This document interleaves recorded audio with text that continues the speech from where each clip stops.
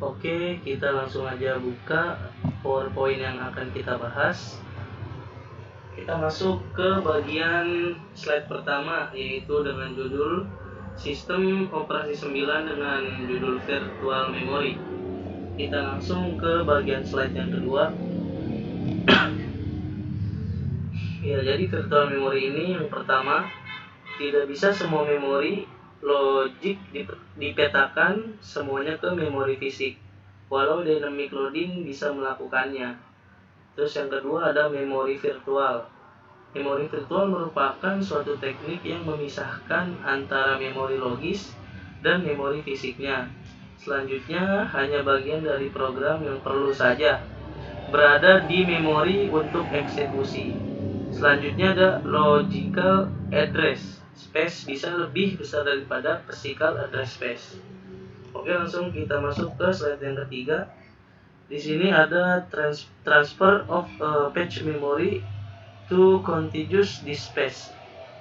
Jadi di sini yang pertama di program A ada yang namanya swipe out dan juga ada swipe in. Dan di sini juga ada program B, dan di sini ada yang namanya main memory. Oke, jadi di sini kita bisa melakukan swipe out dan swipe in sesuai kemampuan dan kriterianya masing-masing. Oke, selanjutnya kita masuk ke page fault. Jika ada referensi ke sebuah page, ternyata page-nya tidak ada atau invalid, maka akan di-trap oleh OS dan menghasilkan page fault. Oke, selanjutnya di sini ada steps in handling a page fault. Di sini ada yang namanya sebuah operating system atau sebuah sistem operasinya. Yang pertama, lalu di sini ada reference. Pertama kita harus melakukan reference dari load M langsung ke bagian trap, bagian keduanya. Setelah itu kita masuk ke bagian ketiga, yaitu page is on backing store. Nah, nanti di sini ada sebuah tabung bernama bring in missing page.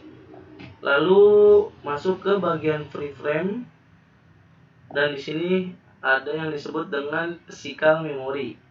Selanjutnya ke bagian yang kelima ada reset page table, dan terakhir di sini ada restart instruction, dan balik lagi ke awal yang ke load M. Oke, apa yang terjadi saat page fault? Banyak hal-hal yang terjadi ketika page fault itu berjalan. Yang pertama, ditangkap oleh sistem operasi. Yang kedua, SO menyimpan register user dan proses. Yang ketiga, tetapkan bahwa interupsi merupakan page fault.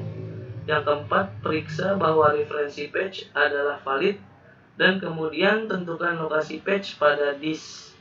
Selanjutnya baca disk, cari frame kosong. Selanjutnya ada selama menunggu pencarian, kita harus mengalokasikan CPU ke proses lain dengan menggunakan penjadwalan CPU. Dan yang terakhir ada jika pencarian selesai terjadi interupsi dari disk bahwa HyperOS sudah selesai. Oke, selanjutnya what happens if there is no free frame? Yes, yang pertama ada page replacement. Bagaimana cara pendekatannya? Yaitu jika tidak ada frame yang kosong, cari frame yang tidak sedang digunakan. Lalu kosongkan dengan cara menuliskan isinya ke dalam swipe space dan mengubah semua table sebagai indikasi bahwa page tersebut tidak akan berada di memori lagi. Lalu bagaimana cara algoritmanya? Yang pertama, kita harus melakukan page replacement. 1. Mencari lokasi page yang diinginkan pada disk. Yang kedua, mencari frame yang kosong.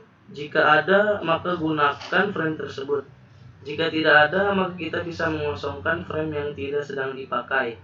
Kita menggunakan algoritma page replacement untuk menentukan frame yang akan dikosongkan. Tulis page yang telah dipilih ke disk, ubah page table dan frame table, membaca page yang diinginkan ke dalam frame kosong yang baru, dan ulangi user proses dari awal. Selanjutnya ada algoritma page replacement. yang bertujuan untuk mendapatkan patch fault terendah.